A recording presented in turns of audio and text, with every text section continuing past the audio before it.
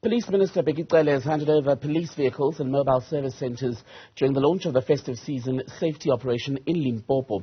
The aim is to heighten police visibility and intensify crime prevention measures. Florence Radzilani is the MEC in Limpopo for Transport and Community Safety. Joins us now on Daytime Update. A very good afternoon to you, ma'am. Welcome to the programme. So you've got vehicles and these mobile centres arriving in Limpopo, but people will say they've been feeling unsafe for a while in some communities. So why then do these resources have to wait until December is at the doorstep to be delivered? Thank you very much to you and the viewers there. Indeed, the Safer Festive season was launched here in the province yesterday by the Honorable Minister Bheki Cele, and we are so grateful as the province to host such a magnitude event.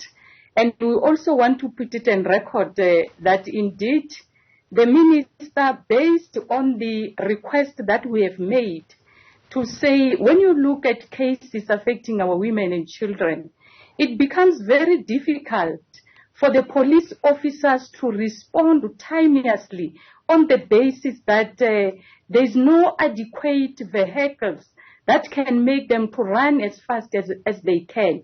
But yesterday we were so grateful as the province during the launch that the Honorable Minister managed to hand over 20 vehicles to Limpopo to try and give us support as we continue to fight crime in the province. How far can 20 cars go in a province as vast as Limpopo? Because the towns in that province aren't even always next or too close, or all that close, I should say, to each other. So when you've got 20 vehicles, how do you split them to make sure everyone benefits? 20 vehicles is not enough, but safe to say that 20 vehicles is coming to the province while there are other vehicles that police officers are utilizing.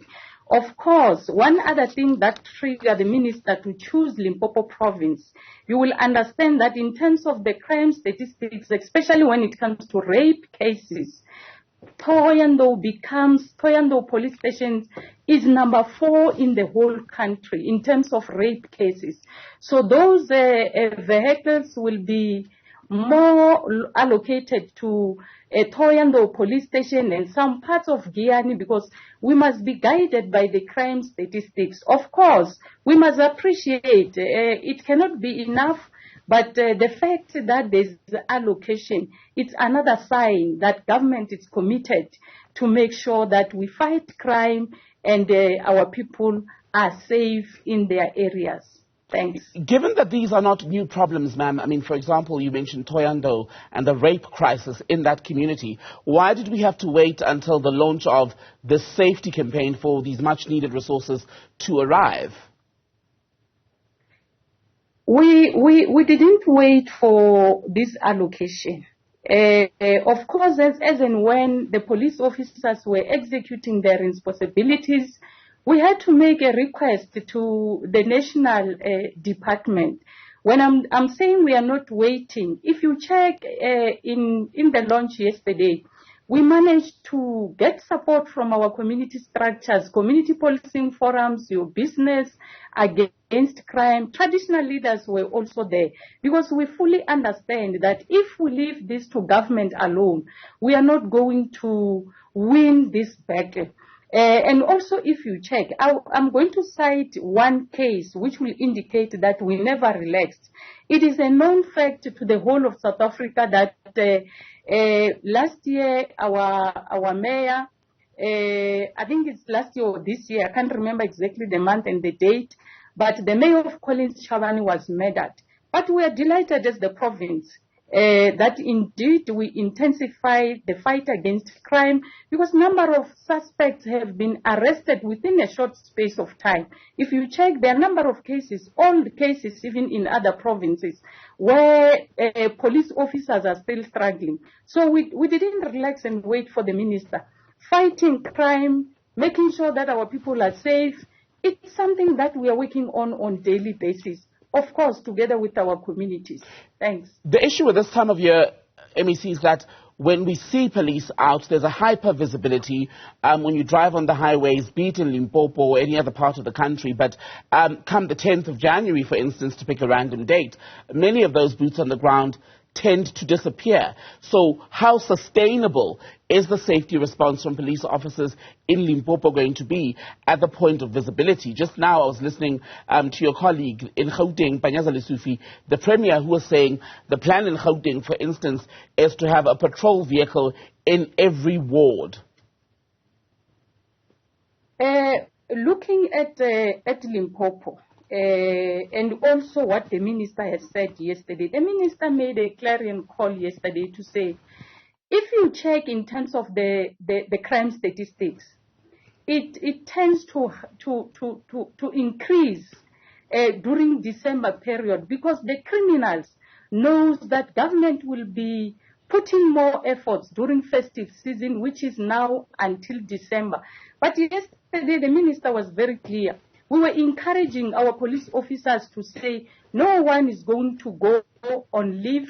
We are going to be on the road. We are going to be all over from now until the end of January.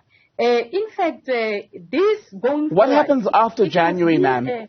What happens after January? What happens after January? Because the criminals don't take a break. I mean, you see, after January, of course, you will find that in terms of the number of people who will be in the province, the number will go down. Some of them who will be coming down now will go back to their work. There are those who are in Gauteng. You also have got these foreign nationals. They will also be leaving. But end of January, the number will go down. We are not saying after January our officers will not be at work. We are just saying for now, there will be no one who will be allowed to take a leave. Remember, even if we are saying we are fighting crime, you can have an officer who can stand from the 1st of January to the 31st of December. They will have to get some days. But for now, we are saying all of us who must be hard at work, including the minister and myself. We are going to join them to make sure that we work very hard. We have made a clarion call to our community structures. The minister yesterday was even saying, maybe next time we need to have a campaign where we say, bring your own criminal to our communities, because these criminals, most of them are staying with our community members. So we are encouraging them to say, let us not hide these criminals. Let us work together for the safety of our people. A quick final one. In Limpopo, there's also concern, is there not, about the movement of stolen goods across the border, either in and out of the country, the movement of people who are being trafficked as well. What is being done to shore up resources on that score to make sure that anything that's stolen in the province is found before it's taken outside of South Africa, and what's stolen perhaps from a neighboring country does not come into our country? Let me also indicate that the police officers are working hand in hand with our traffic officers, including those who are in the municipalities. On the 14th of October, we launch a transport month where we make sure that we bring together all the institutions, especially those who are dealing with the programs of making sure that we fight crime. We also make sure that the people are protected.